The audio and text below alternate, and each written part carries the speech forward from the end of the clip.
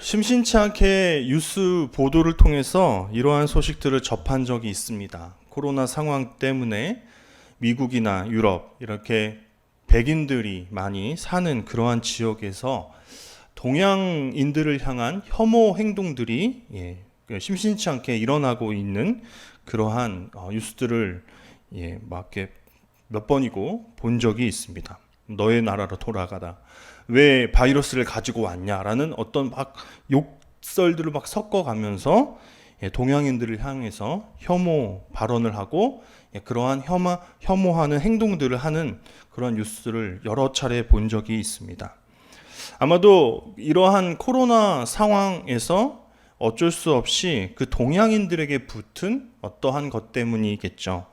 그것을 우리는 꼬리표라고 합니다.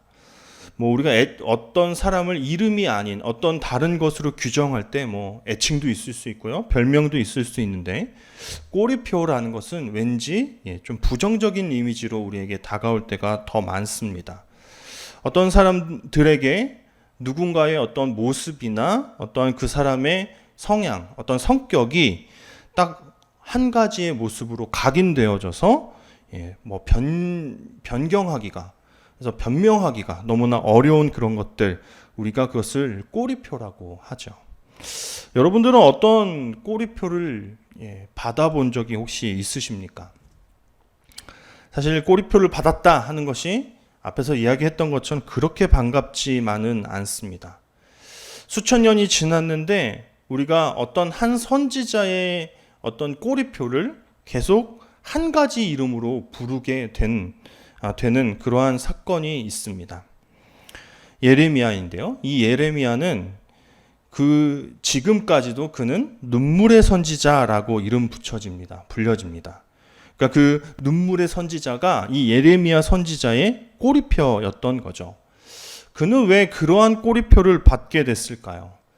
그가 처했던 현실, 그가 살아갔던 그대의 그 시대적 배경이 너무나 암흑과 같아서, 그리고 그 속에서 하나님의 참뜻을 전하려다 보니까 그 가운데서 오는 그 현실의 그 괴리에서 오는 그러한 감정이 그로 하여금 반복적으로 눈물 짓게 했기 때문이 아닐까 하는 생각을 하게 됩니다. 어느 누구도 지지해 주지 않는데 홀로 하나님의 말씀, 하나님의 참뜻, 참된 예언을 전해야 했던 그러한 예레미야였습니다. 예레미야가 그 당시에 사람들에게 전했던 그 예언이 도대체 어떠한 것이었길래 그는 그렇게 슬퍼해만 했고 많은 사람들에게 어떠한 질타를 받아야만 했을까? 그것은 하나님의 백성인 유다, 이스라엘이 이방인들인 바벨론에게 멸망당할 것이라는 예언이었습니다. 이런 것은 너무나 슬프지 않습니까? 내 동족, 나의 형제, 나의 가족들이 나를 지켜보는 가운데 우리는 망할 것이다. 우리는 이젠 더 이상 희망이 없다. 우리는 바벨론 사람들에게 멸망당해야 한다. 그것이 하나님의 뜻이다라고 전해야 한다면 여러분들의 심정은 어떠하시겠습니까? 하나님께서는 수도 없이 많이 그 이스라엘 백성, 유다 사람들에게 전하셨습니다. 나에게 돌아와라. 너희가 겉으로는 하나님의 백성인 척하고 모두 나를 잘 믿는 척 그렇게 신앙생활 하는 듯 보이지만 속으로는 나를 배반하고 다른 우상신들을 더욱 사랑하는 내가 너희를 이제 심판할 것이다. 하지만 돌아오면 내가 너희를 용서하겠다라는 그러한 하나님의 말씀이 계속적으로 이스라엘 백성에게 전해졌습니다. 하지만 이스라엘 백성들은 돌아오지 않았습니다. 그리고 한 100년 전 북이스라엘은 멸망했고 이젠 유다 백성들의 차례가 되었습니다. 처음에는 이 예레미야를 향해서 사람들이 너 미쳤다라고 그렇게 손가락질했습니다. 하지만 세월이 점점 지나고 예레미야가 선지자로 사역하는 시간들이 계속 쌓이다 보니 이젠 바벨론이라는 나라가 유다라는 나라를 이제 완전 침공할 것이다라는 것이 이젠 기정사실화 되어 가고 있었습니다. 이미 한 차례의 포로들이 끌려가는 일도 있었고요. 그래서 더 이상 예레미야를 향해서 미쳤다라고 말하는 사람들은 없었습니다. 하지만 이미 미운 털이 박혀버린 예레미야는 이제 오해를 받죠. 너가 이러한 예언을 할 수 있었던 것은 하나님의 뜻을 받았기 때문이 아니라 저 적국인 바벨론과 결탁해서 그들의 정보를 너가 알고 있었기 때문이야. 너는 첩자야. 너는 나쁜 나라를 팔아먹는 그러한 나쁜 선지자야 라는 오명을 벗고 지금 감옥에 투옥되어 있는 상태입니다. 그러한 상황을 오늘 본문 2절이 잘 전해주고 있습니다. 2절 말씀으로 함께 읽어보도록 하겠습니다. 그때에 바벨론 군대는 예루살렘을 에워싸고 선지자 예레미야는 유다의 왕의 궁에 있는 시대들에 갇혔으니, 선지자들의 시대에 많은 선지자들이 모두 기피하고 싶은, 그러니까 절대로 그렇게 살고 싶지 않다고 말할 만한 그러한 기구한 삶을 예레미야가 살았는지도 모르겠습니다. 누가 이러한 예언을 하다가 이렇게 그 시위대 뜰 감옥에 갇혀 있는 신세가 되고 싶었겠습니까? 이러한 비참한, 이러한 기구한 삶을 살 수밖에 없었기 때문에 그는 그의 인생에서 눈물 흘릴 일이 많았고, 그것은 지금까지도 우리가 그를 눈물의 선지자라고 부르게 되는 그러한 꼬리표를 계속 달아주고 있는 그러한 사건이 되었습니다. 이렇게 기구한 인생을 살고 있는 예레미야에게 한 가지 더 황당한 하나님의 뜻, 하나님의 신탁이 주어집니다. 오늘 말씀의 내용입니다. 감옥에 갇혀 있는 예레미야에게 그의 사촌인 하나멜이라는 사람이 찾아와서 한 가지 제안을 한다는 것이었습니다. 그 제안이 8절 말씀에 나오는데요. 우리 또 함께 읽겠습니다. 여호와의 말씀과 같이 나의 숙부의 아들 하나멜이 시위대 뜰 안 나에게 와서 이르되 청하노니 너는 베냐민 땅 아나돗에 있는 나의 밭을 사라. 기업의 상속권이 내게 있고 물을 권리가 내게 있으니 너를 위하여 사라 하는지라. 내가 이것이 여호와의 말씀인 줄 알았으므로. 아나돗이라는 지역은 예레미야의 고향입니다. 예루살렘에서 약 5km 정도 떨어져 있는 베들레헴에 속해 있는 한 작은 마을입니다. 감옥에 갇혀서 옴짝달싹 할 수 없고, 그리고 그렇다고 언제 풀려날 수 있을지 기약도 없는 예레미야에게 사촌인 이 하나멜이 와서 자기의 밭을 너가 사라고 그렇게 제안을 하는 겁니다. 여러분이 이 땅을 사시겠습니까? 아무리 땅에 대해서 모르고 이런 부동산에 대한 정보들이 없다 할지라도 이 땅을 절대 사지 않을 겁니다. 왜냐? 현실이 그렇습니다. 상황이 그것을 얘기해 주고 있습니다. 예레미야는 감옥에 갇혀 있고, 그리고 그 땅은 이미 예루살렘을 포위했던 바벨론의 군대가 한번 짓밟고 간 땅입니다. 그리고 곧 예레미야가 수년 동안 예언했듯이 이제 이 땅은 적국의 소유가 될 땅이잖아요.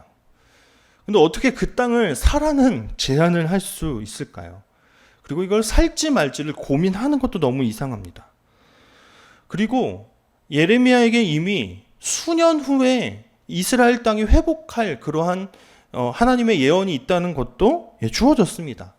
그렇다면 예레미야 인생에서 이 땅을 보거나 밟아볼 수 있기나 할까요? 그럴 수 없을 겁니다. 감옥에 갇혀 있는 사람에게 밭을 사라고 제안하는 것, 이것도 황당한데, 그 밭을요 어떻게 하냐면 17세겔, 은 17세겔이라는 금액을 주고 삽니다.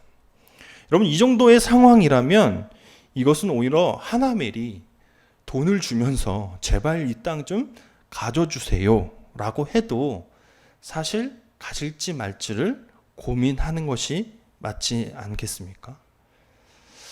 은 17세겔이 뭐 얼마 정도의 가치인지 잘 모르겠습니다. 여러 책들 주석들 찾아봐도 거의 그 금액에 대해서 언급하지 않습니다.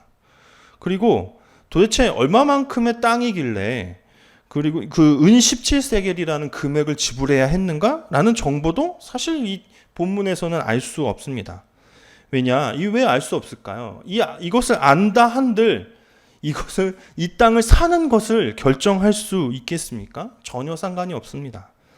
그것이 얼마만큼의 큰 땅이오고 얼마만큼 저렴한 가격으로 그 땅을 사는 것인지에 대한 것들을 따져보기 이전에 이 땅은 사서는 안 되는, 살 필요가 전혀 없는 그러한 땅, 정말 그러한 황당한 토지 매매 사건입니다. 하지만 예레미야는 이 땅을 구매하기로 결정합니다. 예레미야가 이러한 하나님의 신탁을, 하나님의 예언을 받아들일 때 그가 기뻤던 것은 아닌 듯 보입니다. 예레미야가 우리가 읽었던 본문 이후에 기도를 하는 장면이 나오는데 그 장면, 그 기도 내용에 이러한 말이 담겨져 있습니다. 25절입니다. 우리 함께 읽어보겠습니다. 주 여호와여, 주께서 내게 은으로 밭을 사며 증언을 세우라 하셨으나 이 성은 갈대인의 손에 넘기신 바 되었나이다. 네. 아주 함축적으로 자신의 심정을 담고 있기는 하지만 우리가 읽었던 오늘의 본문 6절에서 15절까지의 말씀에서는 그냥 흔쾌히 산 듯 보입니다. 하지만 그 뒤에 등장하는 예레미야의 기도의 내용을 보면 그도 약간은 꺼려하거나 그 밭을 사는 것이 절대 기쁘지 않다라는 것을 오늘 이 짧은 그 기도문에 알 수 있습니다. 증인을 세우고 그 밭을 사라고 하셨으나 이 성은 갈대아인의 손에 넘기신 바 되었나이다. 그러니까 하나님께서는 갈대아인들의 손에 이미 넘기기로 작정하신 그 땅을 내게 사라고 말씀하셨습니다. 라고 이렇게 약간의 서운함, 약간의 하나님의 그러한 결정의 못마땅함이 약간은 담겨 있는 듯 합니다. 하지만 예레미야는 그 명령을, 이 황당한 토지 매매 이 일을 이행합니다. 왜 그렇게 했을까요?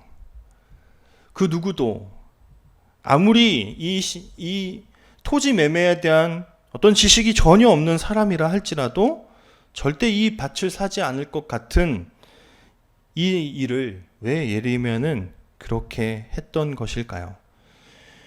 아나돗에 있는 그 밭을 사는 사건에서 우리가 알게 되는 한 가지 교훈은 바로 첫 번째 교훈은 이것입니까? 예레미야가 그 밭을 샀던 것은 그 명령, 그 신탁이 하나님의 말씀, 하나님의 뜻이었기 때문입니다. 하나님도 어리석으신 분이 아니고 예레미야도 바보가 아닙니다. 하지만 이 황당하고 세상에서는 절대 일어날 수 없는 이러한 부동산 매매의 역사가 일어난 이유는 그것이 하나님의 말씀이기 때문입니다. 예레미야가 샀던 아나돗의 밭은 하나님과 맺은 언약의 가시적인, 즉 눈으로 보는 증표였습니다. 예레미야에서는 그러한 부분들이 많이 나옵니다. 하나님께서 어떤 예언을 하실 때 환상이나 어떤 선지자의 행동을 통해서 하나님의 뜻을 드러내 보이실 때가 있습니다. 그러한 행동, 그러한 환상들은 하나님의 뜻이 흔들림이 없고 그것이 변함없이 우리를 이끄실 것이라는 어떤 시청각 자료와도 같은 것이었습니다. 지금 이렇게 멸망할 나라, 어떤 마을에 땅을 사는 것, 이것은 전혀 말이 되지 않는 것입니다. 하지만 그 땅을 포로되었던 자들이 다시 돌아와서 그 밭을 씨를 심고, 그 땅에서 다시 살게 되는 것을 우리에게 암시해 주는 것이라면 이것은 절망이 아니라 희망으로 바뀌어지는 하나님의 말씀이 될 것입니다. 황당하지만 그것은 예레미야가 그 밭을 구매했던 이유는 그 말씀, 하나님의 말씀, 하나님의 신탁이 그에게 주어졌기 때문입니다. 우리도 이렇습니다. 하나님의 참뜻을 모를 때 하나님의 그러한 명령, 하나님의 결정, 그것이 우리의 세계관과 부딪히고 우리가 알고 있는 그러한 어떤 틀과 충돌할 때가 있습니다. 하지만 하나님께서는 참되십니다. 하나님의 명령의 그 참된 의미를 깨닫게 될 때 우리의 마음은 시원하게 됩니다. 예레미야가 언제 그 마음이 시원하게 됐을까요? 아마 저는 그 밭을 구매할 때는 아니었을 거라고 생각합니다. 증서를 써서 서로 교환을 할 때조차 내가 이거 지금 잘하고 있는 일일까 하는 생각이 들었을 것입니다. 하지만 하나님께서는 그러한 예레미야에게 그 하나님 명령의 참된 의미를 말씀해 주십니다. 14절과 15절입니다. 우리 함께 읽어보도록, 화면을 통해 읽어보도록 하겠습니다. 너는 이 증서 곧 봉인하고 봉인하지 않은 매매 증서를 가지고 도기에 담아 오랫동안 보존하게 하라. 만군의 여호와 이스라엘의 하나님께서 이와 같이 말씀하시니라. 사람이 이 땅에서 집과 밭과 포도원을 다시 사게 되리라 하셨다 아니라. 그러니까 바로 이것입니다. 아나돗의 밭을 사는 것은 하나님께서 이 땅에 너희들이 다시 돌아올 것, 너희들의 후손이 다시 돌아올 것이고 이곳에서 나의 백성들이 다시 살게 될 것이야 라는 언약의 증표와도 같았던 것입니다.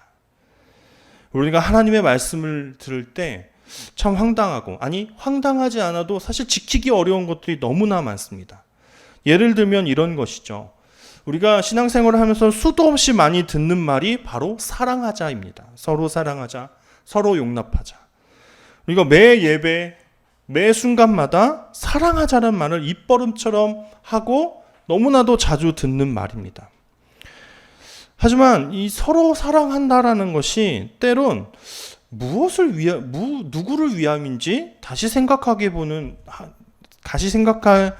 되는 그러한 어떤 시간들이 있었습니다. 마치 그 말이 저를 위해서 존재하는 것 같았습니다. 사랑하지 않으면 마치 내가 목사답지 않을 것 같으니까. 이 말을 지키는 척이라도 해야 그래도 내가 하나님의 백성, 기독교인이다 라는 어떠한 칭호를 받을 수 있지 않을까 하는 생각을 할 때가 있었습니다. 그런데 여러분, 하나님의 말씀은 처세술이나 도덕책이 아니지 않습니까? 우리가 그냥 하나님의 그 명령과 하나님의 뜻이 우리가 그냥 기독교인처럼 보이기 위해서 하는 말이라면, 기독교인들처럼 보여야 하기 때문에 서로 사랑하자고 한다면 그것이 하나님의 말일까요? 아니면 우리의 의일까요? 다시 생각하게 되는 그러한 시간들이 제 삶에 있었다라는 것입니다. 우리가 살다 보면, 신앙생활을 하다 보면 사실 이 말이 그렇게 쉽지 않다라는 것은 우리는 모두 경험했습니다. 어떤 누군가는 정말 예수님을 믿는다라는 것 외에 너무나 다른 사람들도 너무 많습니다.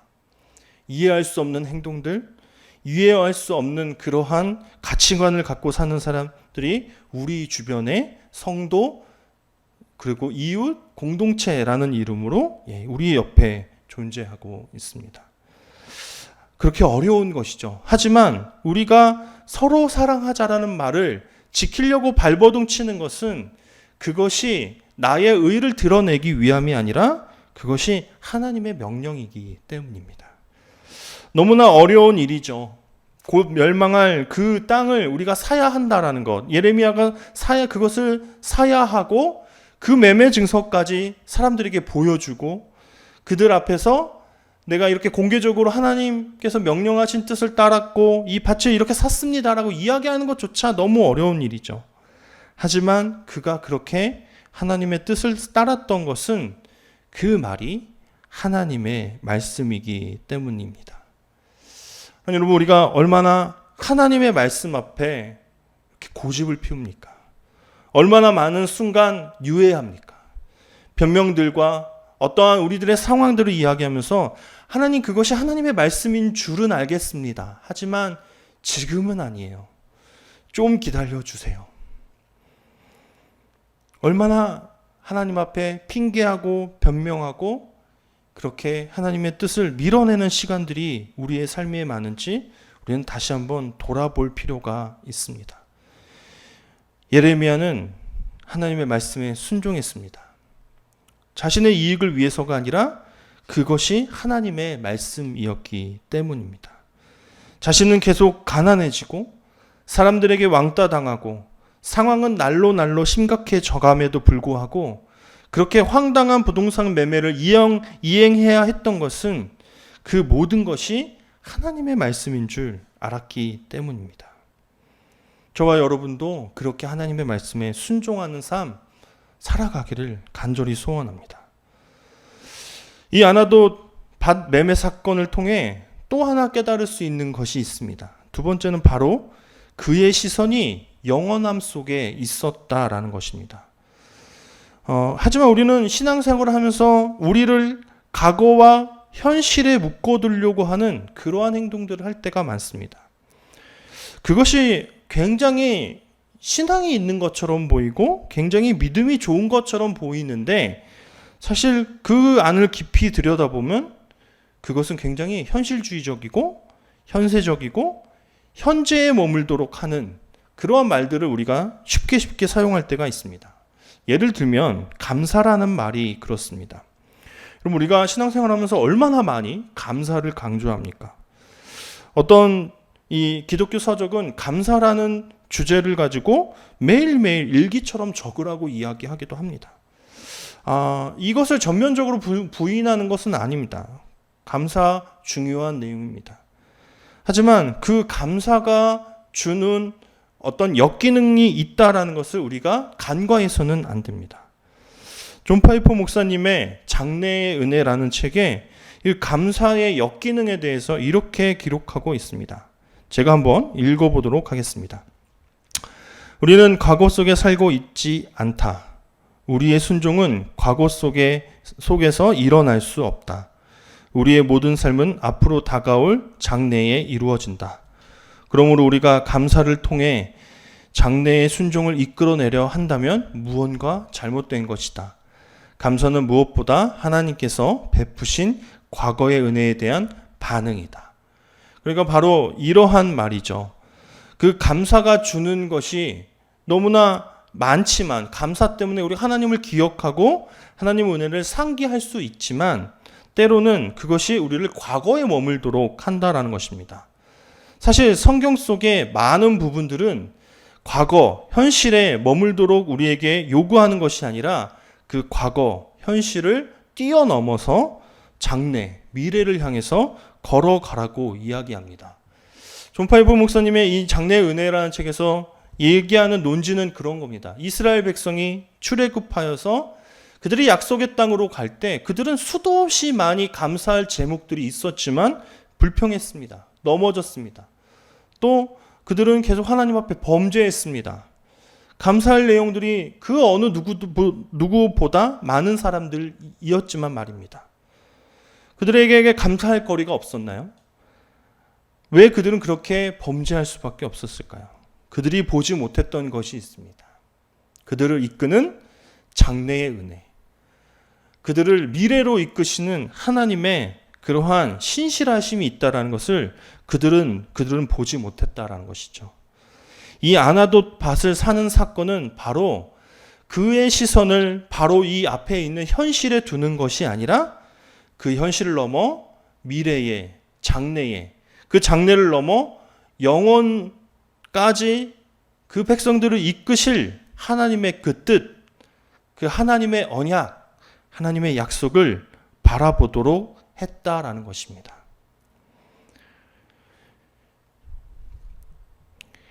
저는 예인에 와서 한 가지 감동했던 것이 하나 있습니다. 그 감동했던 내용은 이 예인이 그냥 현실에 머물려고 하는 것이 아니라 그 너머에 그 높은 하나님의 그 가치, 하나님의 뜻을 바라보려고 발버둥 치는 모습이 있었기 때문입니다. 사실 처음에는 그러한 결정들이 예인교회는 왜 이래? 라는 그러한 저 혼자만의 어떤 불평을 하게 만들기도 했습니다. 그것은 저희가 18년 동안 사용했던 그 복사골 그 문화센터를 더 이상 쓸 수 없게 되었을 때 그 이유입니다.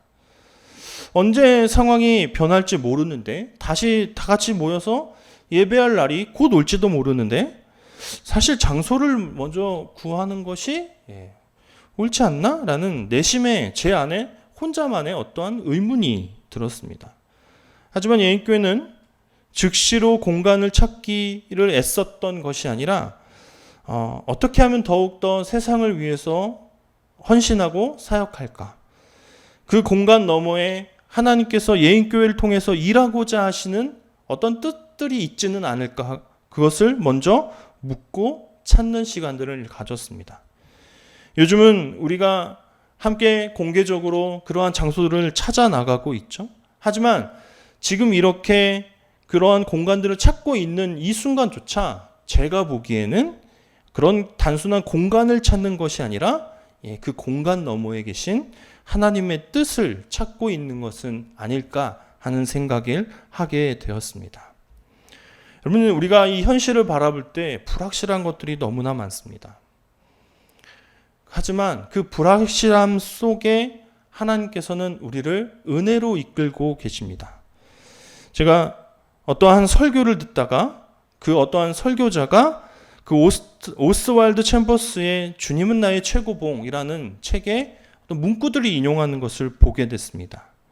세 가지 문구를 제가 가지고 왔습니다. 한번 차례대로 읽어보도록 하겠습니다. 확실성은 상식적인 생활의 표지입니다. 은혜로운 불확실성은 영적인 삶의 표지입니다. 그 다음 구절입니다. 우리는 다음 단계에 어떤 일이 발생할지 불확실합니다. 그러나 하나님은 확실합니다. 마지막 구절을 우리 함께 읽어보겠습니다. 우리는 자신의 계획이 이루어져야 안전하다고 생각하지만 영적인 삶의 속성은 그렇지 않습니다. 영적인 삶의 속성은 불확실성 속에서 확신을 누리는 것입니다. 오스왈드 챔버스는 이렇게 얘기합니다. 우리의 인생은 사실 불확실하지만 그것은 은혜로운 것이다.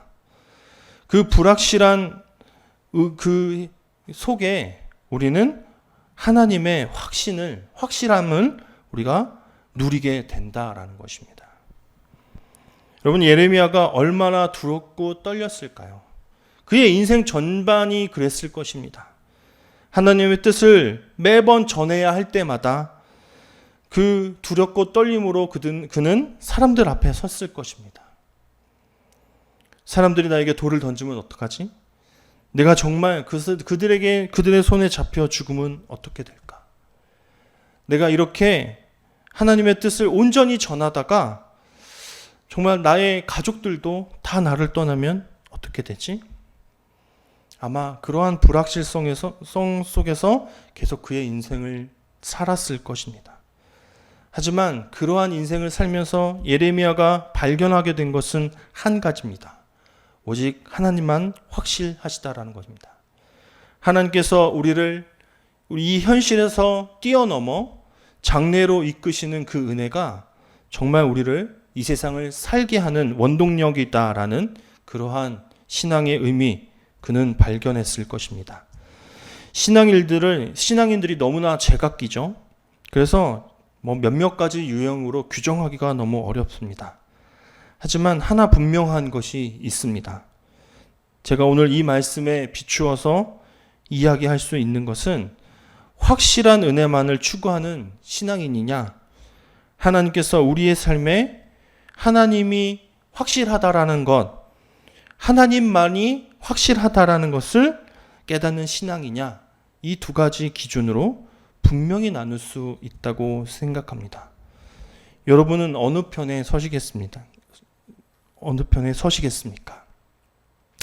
우리가 싸워야 할 것은 이것입니다. 우리 안에 현세적인 믿음, 그 믿음 안에만 머물려고 하는 그러한 나약함이 아니라 하나님께서 우리를 하나님의 확실하신 장래로 이끌고 계시다라는 것입니다.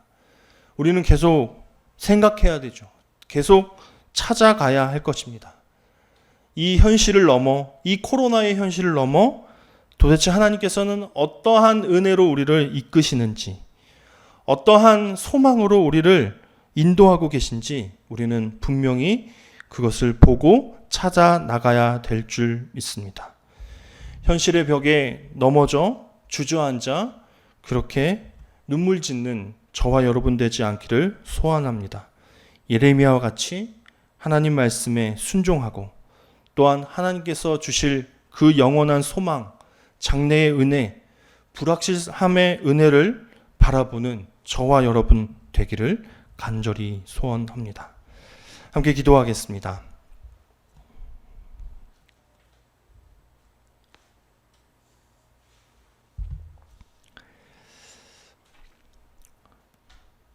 하나님, 하나님만 우리의 비전 되기를 소원합니다.